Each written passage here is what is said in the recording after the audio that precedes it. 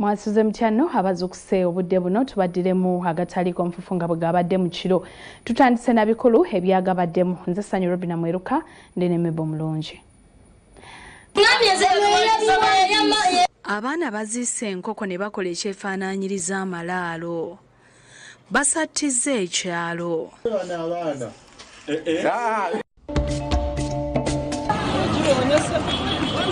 Abayekera ba M23 bawambye ekibuga Goma mu DR Congo. President Ruto ayise bakulembeze banne babyogereko. We will be convening an extraordinary East African Community Summit.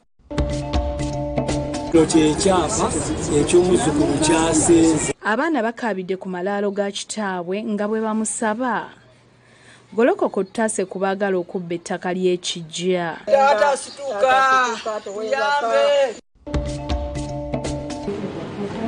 Akulira Vision Group Don Wanyamano wa DFCU basinkanye bakukola wamu okusitula embeera z'abantu. And that's really helpful.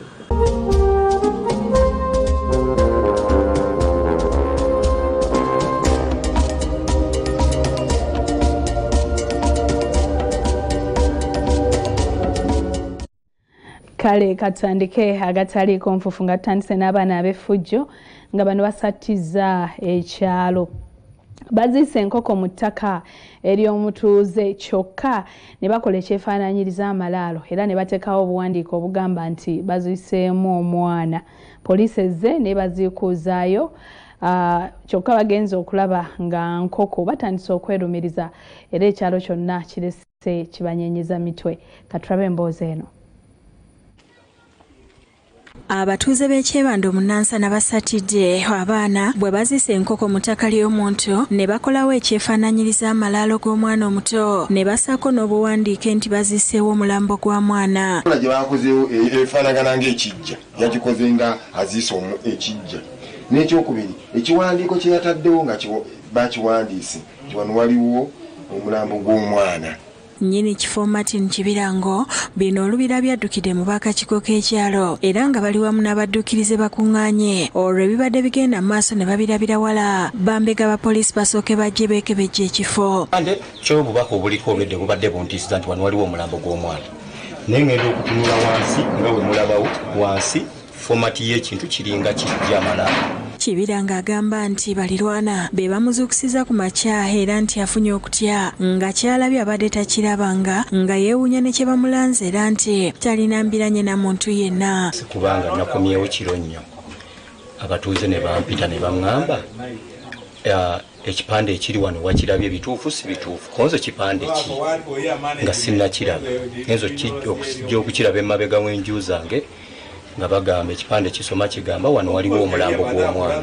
Ssentebe w'ekyalo Richard Mwanje asoose kutegeeza nga mu kitundu bwe mulimu abantu ab'amawanga amangi kw'ossa n'abakyala abazaala abaana be batasobola kulabirira nga bandiba nga be bassa omwana n'aziikibwa mu ttaka ly'omuntu. Naye ng'ebireese ensonga ng'eno mu kitundu tulina amawanga mangi mu kitundu different tribes nyingi mu kitundu. Bonna obwedda bino babyogera tebannategeera kiziikiddwa mu kifo kino okutuusa lwe wazza omuvubuka abategeezezza nga bwe waliwo abaana abaziise enkoko era nti be baataddewo n'obuwandiike ekyewanisiza ekyalo emitima.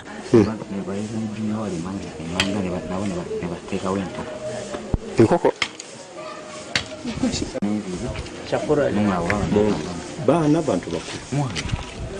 Ono omuvubuka abakulembeddemu n'abatwala ewabo w'abaana bano abakoze kino era Osio Bima n'abayitayo ne batandika okwerumiriza bokka na bokka nga bwe baziise enkoko ne bateekawo n'ekiwandiiko okutiisa abantu. ono yagambye owandiike gwe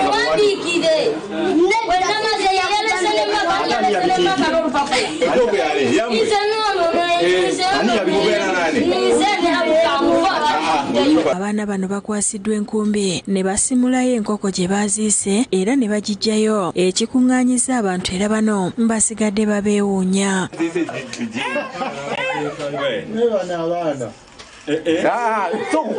Oluvannyuma Kibirango nannyini kifo atubuulidde embeera gy'ayiseemu ng'abadde ayagala abaana bano bakangavulwe. Abaana nga bano banyuma kibooko lwakuba gavumenti yakola ki yakiwakanyamu naye nga nawe kati banyuma kukuba kibooko. Yeebaziza poliisi n'abakulembeze b'ekyalo olw'okusitukiramu. Abo batuusa yakusakidde eggulire lino ku Lwabukedde TV. Ate ettaka litabudde abooluganda ne balumiriza omuzzukulu okwagala okulitunda okulimalawo ng'ayagala natwalira mu malaalo. Bano bakubye emiranga nga bwe bayita abajjajjaabwe okujja okubalwanirako ettaka lireme kutwalibwa. Bino byonna biri ku kyalo Nkwale nga kino kisangibwa Kanoni Gomba. Abaana batabuse ne balumba amalaalo g'abakadde baabwe okuli Petero Musoke Kigondo nga bayita emizimu okuvayo gye bataase ku mutabani waabwe era omuzzukulu mu luggya luno Charles Kiwanuka era nga ye ssentebe w'ekyalo Nkwale Kanoni mu Gomba gwe balumiriza okubaliisa akakanja ku by'obusika n'okweza ettaka lya kitaabwe n'atuuka n'okubagoba awaka obutaziikawo n'okubasibisa mu makomera. Atulemesezza ewaka ng'abaana ba Petero Musoke n'omusika ng'amulemesezaawo kuba neekuba kwa byalumbe atuleetera poliisi nze ayogera yagindeeterako neekuba kugamba nti nno kuziika tuziikira ku bunkeeke ffenna tutyawo fe abaana bannannyini waka atulemesaawo teri muzadde akolerera bazzukulu omuzadde alina akolerera abaana be. Ettaka eribaleebuukanya lisangibwa ku bbulooka 29 puloti 146 ku kyalo Nkwale mu Gomba nga mu kiseera kino omuzzukulu atandise n'okulisenda n'ayonoona n'emmere yonna eribaddeko. Ekyapa eky'omuzzukulu kyasenze ettaka lyasenze awaka. Ettaka ly'ensengwe yalitunda buloko 237. Ettaka ly'omusosozi yalitunda. Ettaka ly'awaka kati eribadde lisigaddewo ng'ettaka nali alikoze eki alitunze basenzeewo.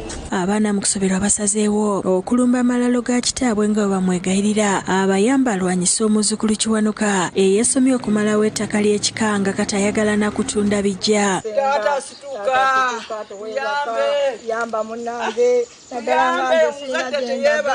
onde wange bwati afaana bwati n'omusenda nga toliimu kisa muwogo yenna mulabe yenna n'atansaasira nako. Bano okuli omusika Francis Kigundu Kafeero ne mwanyina Florence Nalukwago balaze ebiwandiiko okuli ebyapa by'ettaka n'ebbaluwa ezibawa obuyinza okulabirira ebyobusika bya kitaabwe nga kati beewuunya omuzzukulu jjajja obuyinza. Eno y'ebbaluwa gye ekakasa obwadministrator bwa Kitanda.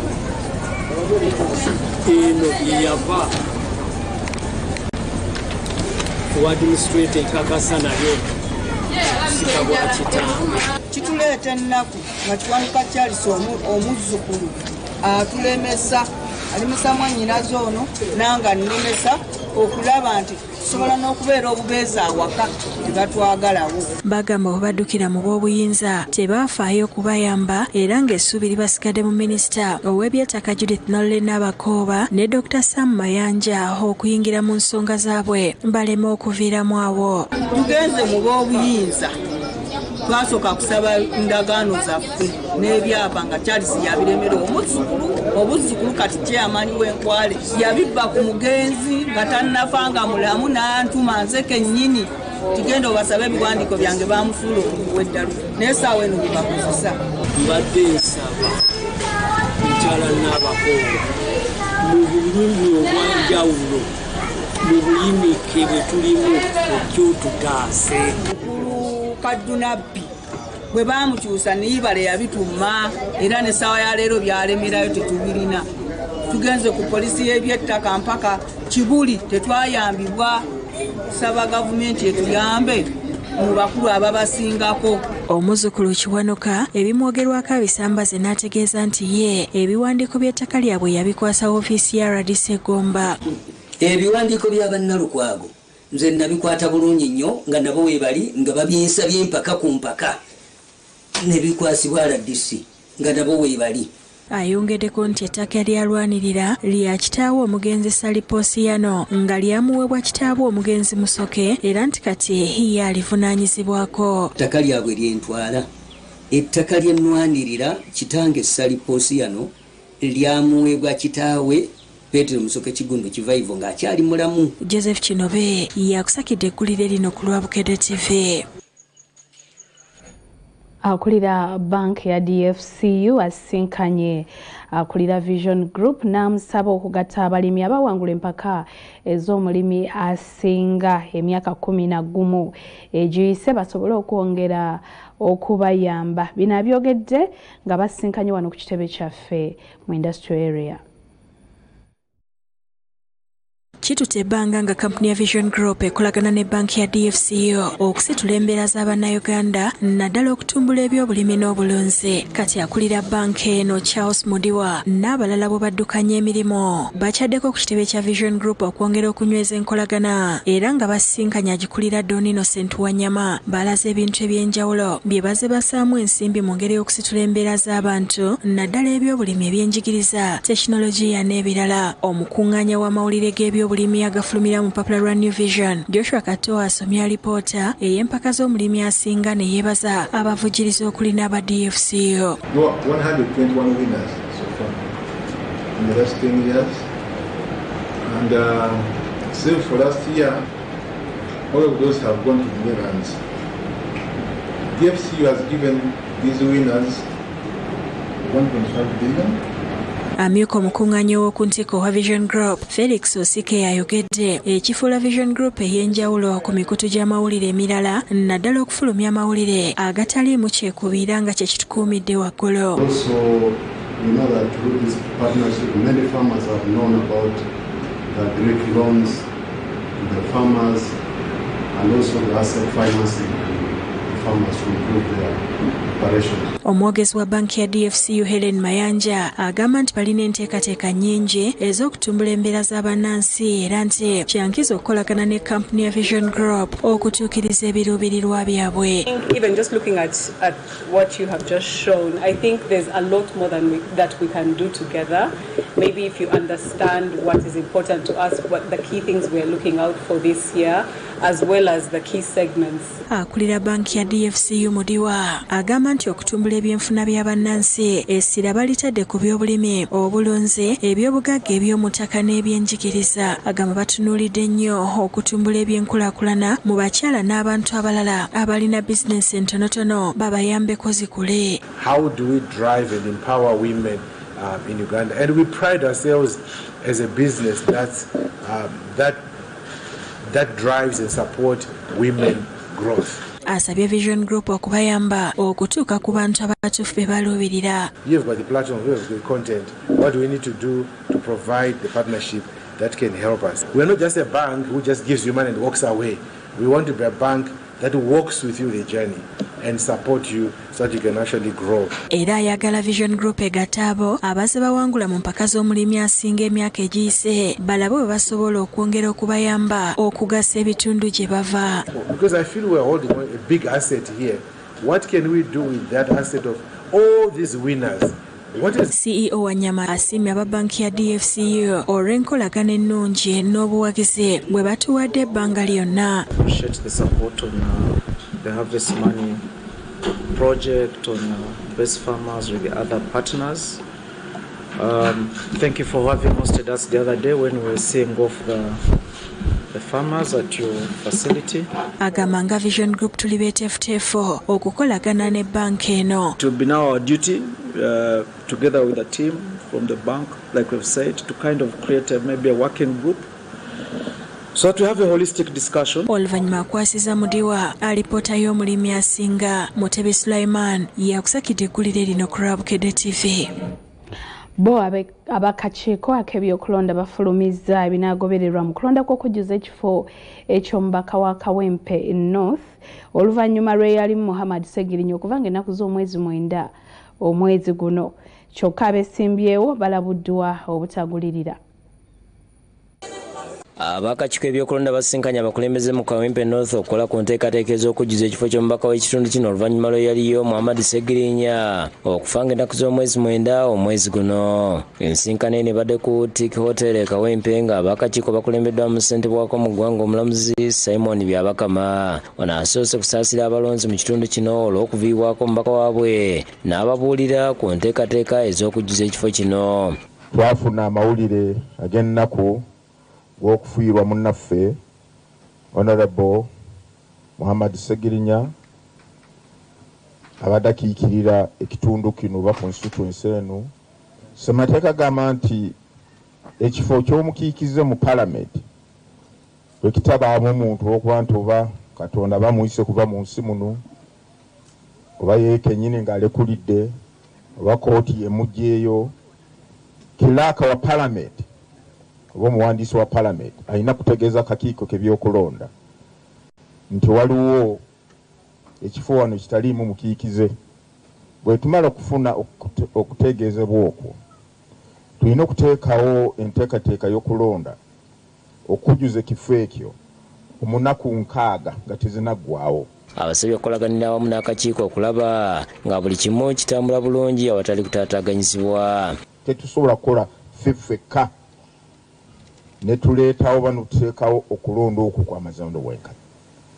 Twetaaga buli omu akwatibwako. Asibye abantu okukebera amannya gaabwe ku nkalala n'asaba abatali balonzibwa mu kitundu okwewala okuleeta akavuyo. N'okutandika n'olwaleero okutuukira ddala nga ennaku 31 mwezi guno okutereeza enkalala z'abalonzi oba regisita ya Kawempe North wegenda kukolebwako. Abantu abagenda mu kulonda mu Kawempe North be abatuuze oba abazaalibwa mu Kawempe North. LC mwe mukakasa mumpulire mwe mukakasa nti byabakama mutuuze. Akuutidde abagenda okuvuganya obutenyigira mu kugulirira abalonzi. Leka kalulu kano nga Sheikh bwagambye kabeereko emirembe. Okusinza ku nteekateeka z'akakiiko abagenda okwesimbawo bakwewandiisa nga 27 na 28 omwezi ogwokubiri olw'okuyiga abalonzi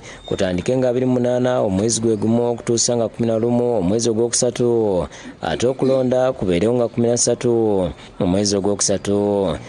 Ennaku 13 mwezi gwokusatu okulonda kugenda kubeerayo. Abatuuze bawadde endowooza zaabwe ku birina okukolebwa akakiiko okulaba nga akalulu katambula bulungi. Bawabudde akakiiko okuleeta ebyuma ebikozesebwa mu kulonda ebiramu obulungi ate baleme kuleeta bakuumaddembe bangi oluusi kyabatiisa abalonzi. Tulina ebitundu ebirimu amagye ne mu Kawempe nkirina ne mu Central nkirina. Abantu abo sibo chairman ki abalikomendinga nenjagala security gyoyogeddeko erabike nti ebeerawo okukuuma abantu awaliwo ne bagana okuyingira nga ne lusasho zirina. Tuyamba obumba okayina nga kaafa fe nga bannakyebantu tugenda kakozesa tandika nga 2 abantu ebyo biriwo kompyuta lwaki tubagula zimala ntino twatuuka ekololo nga batutegeeza nti ebintu bya Kawempe tubibuze byonna n'ebya Omsdalen nga tuli ekololo mu kulonda. Sebo nsaba enkola eyo ereme kuddamu kubeerawo mu guno omulundi. Amu ku bagenda okuvuganya kuva mu bibiina ebyenjawulo buli omu awera kusuuza munne. Mu butuufu Kawempe North mulonde Hajat Farida Nambi kozi muweereza naye nkirabira ddala ne bannange gye bali bamanyiza asinga zalina okukiikirira abantu b'e Kawempe. Omulundi gwaguno lweneesimbyewo njagala Kawempe yebeefunamu. Kana akalusi ka bulijjo akalulu kakungubaga. Bano bannakawempe balina ekiyongero banoonya musika banfunye mbulako kifundikwa. Saagala muntu tetwalyagadde muntu yenna ajja kuzanyira mu nnaku gye tulimu. Tukubira omulanga ab'ebyokwerinda muleme kuwamba abantu baffe nga bwe kyali e Kayunga. David Tamale yakusakidde gweno ku Lwabukede TV. N'abayeekera ba M23 abategeezezza nga bwe bawambye ekibuga kya Goma mu North Kivu province. Kino kiwaliriza ssentebe w'omukago ogw'obuvanjuba obwa Africa William Ruto okuyita abakulembeze okusobola okuteesa ku mbeera eno egoddewo. Okulwanagana okw'amaanyi mu buvanjuba bwa DR Congo wakati w'amagye ga gavumenti n'abayeekera ba M23 kwanyiitira okuviira ddala ku ntandikwa y'omwezi guno. Kati muteekikesizza olwaleero amasasi gawuliddwa ng'ageesooza nga buli muntu bwe yeesega. The sound of gunshots filled the air. It continued throughout today, causing widespread panic and a mass exodus. kivedde ke 10 z'abantu abasomi 5 okudduka mu kibuga Goma ekisangibwa mu provinsi ya North Kivu olw'okutya ebinaddiryo l'emmondo ebadde sikanga tesirika bwe bokedde ku makya M23 ne bafulumya ekiwandiiko ekiraga nti bawambye ekibuga ekya Goma ne balagira n'abajaase baddiyalako nga bali mu kitundu kino okwewaayo gye bali balimu okulira ebinaddirira. Abantu badde kudduka nga basibye engugu zaabwe saako n'abaana ku bingu n'abala ku bodaboda nga ne gye bagenda tebamanyiyo.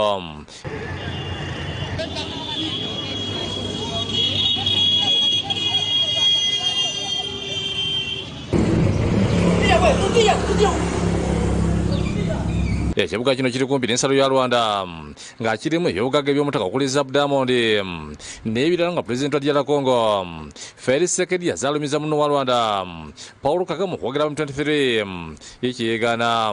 Président distingué membre du Conseil, malgré les alertes répétées du gouvernement congolais depuis 3 ans. Rwanda regrets the deteriorating security situation in the eastern region of the Democratic Republic of Congo. The current crisis could have been averted had the DRC government demonstrated a genuine commitment to peace. Government ya DR Congo kasiza abayikira mu 23 bwe bali mu kitundu kino kiri kilomita 15 okuva mu kibuga ekikulu Kinshasa naye ng'omuvugizi we Patrick Muyaya ku mukutu gwa X agamba nti tebannakiwamba kigayibwa nti abayikira mu 23 bakatawo ku maddimba basindika bukumi mirembe mu DR Congo 13 saako ne gavana North Kivu Meja General Peter Kirimwani yabadde abalemesa okuwamba bw'ate President wa Kenya era ssentebe w'omukago w'Obuvanja Africa William Ruto asibye wabwe wentesiganya. And having consulted with the heads of state of our region, we will be convening an extraordinary East African Community Summit within the next 48 hours to facilitate and to deliberate on this crisis and chart a way forward. I thank both President Tshisekedi and President Kagame for their confirmed participation in this summit. Noting the worsening humanitarian crisis exacerbated by ongoing military actions, including the closure of airspace in Goma, I call for the immediate and unconditional cessation of hostilities. The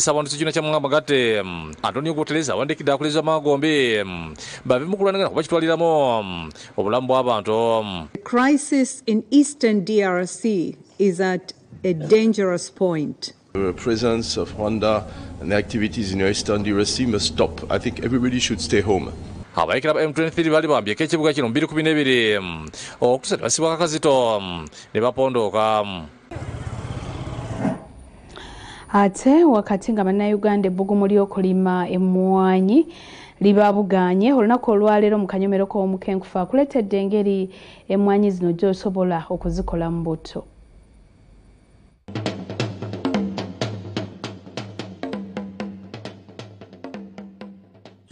Ngabe twakusuubiza okutuusaako akanyomero k'omukenkufu ono mu gataliiko nfuufu buli lwakuna leero tukatandise mu bujjuvu ng'omukugu Julius Nyanza era kusomesa mu mboozi z'omukenkufu buli sande emisana leero atandise atulaga bw'ogatta omutindo ku mmwanyi n'okubisa mu kyofunamu. Nabagamba bw'oba tolina mashini waka manya ne ssente toziina kubanga ekyuma kiwagala kyuma. Abasajja abazungu baakulaakulana olwa industrial revolution oba baatandika okuteeka ebyuma mu maka gaabwe nibyuma bye bimu ne babiza ne mu zi factory. Abasajja bangi n'abakyala balimye emmwanyi. Mu mbeera eyo bwe tuba tetugaseeko omutindo ku mmwanyi tufiirwa bingi kubanga lita y'emmwanyi ya oyiro eva mu kilo 5 ezakase. Kilo 5 ezakase zivaamu emitwalo 2.5 akuwadde ku ssente naye ate akamudde oyiro afuna emitwalo 2. Akulaga engeri gy'oteekateekamu emmwanyi ng'onoogikamulamu butto. Era nga mu mbeera eyo bw'oba akola butto w'emmwanyi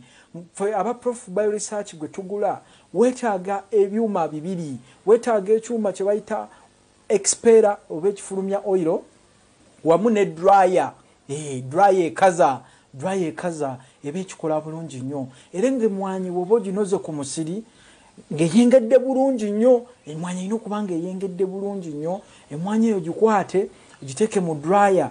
Bw'omala ogiteeka mu dryer ekale ng'ekaze bulungi gitwale ku kyuma bagiggyeko akakuta ebitundu by'amazzi ebisigalamu awo wakulu nnyo bw'oba onaakola butto w'emmwanyi birina okuba ebitundu 13 ku 100.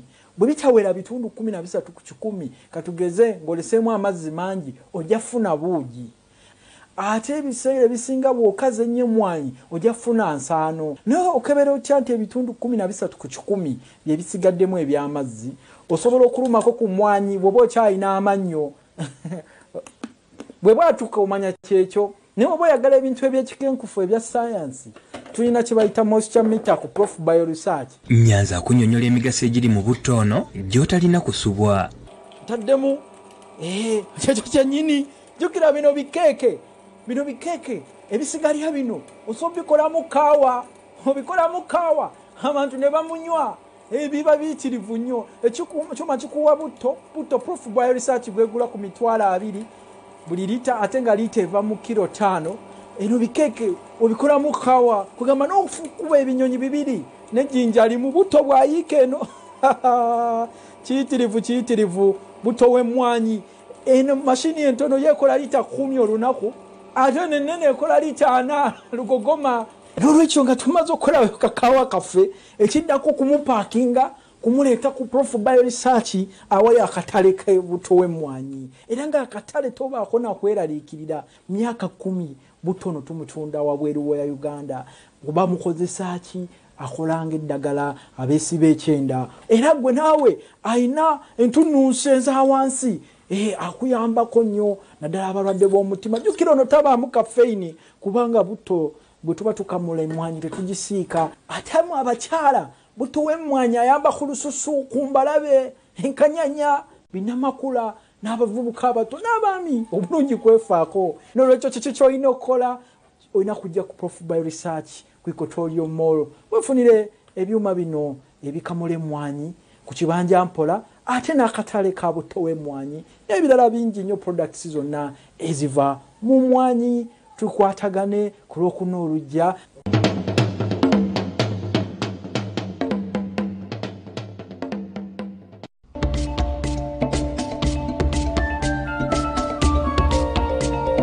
Kale oluvannyuma lw'okulaba agataliiko nfuufu katukutwale mu bannaffe ab'ekyenkya bakutuuseko ebigenze mu maaso mu ggwanga. 6:30 wajja kubeera agataliiko nfuufu mu ttuntu ssaawa emu agabuutikidde ffe tudde ku ssaawa 4 tukutuuseko agataliiko nfuufu. Tukwagaliza okubeera obulungi weeraba.